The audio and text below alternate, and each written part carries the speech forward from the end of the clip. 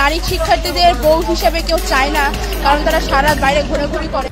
জাতীয় নাগরিক পার্টির যুগ্ম আহ্বায়ক নুসরাত তাবাসসুম, যিনি অভ্যুত্থানে সম্মুখ সারির অন্যতম নেত্রী ছিলেন, বলেন অভ্যুত্থানের পর নারীদের রাজনৈতিক অংশগ্রহণ কমে গেছে।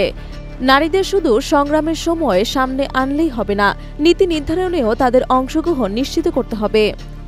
উল্লেখ্য, রাজনৈতিক ও সামাজিক আন্দোলনের সময় নারীরা যে সাহসিকতা ও দৃঢ়তা দেখিয়েছিলেন তা এখনও দেশের উন্নয়নে অনিবার্য।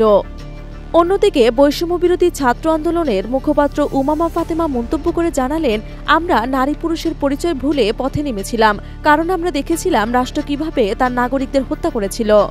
এখন আমরা দেখি অভ্যুত্থানের পর নারীরা তাদের ন্যায্য হিস্সা বুঝে পায়নি।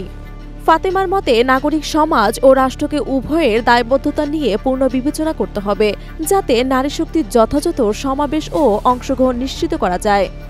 এই মতামতগুলো দেশের রাজনৈতিক কাঠামোতে নারীদের অবদান ও তাদের রাজনৈতিক অধিকার প্রতিষ্ঠায় নতুন আলোচনা ও আন্দোলনের সূচনা ঘটিয়েছে।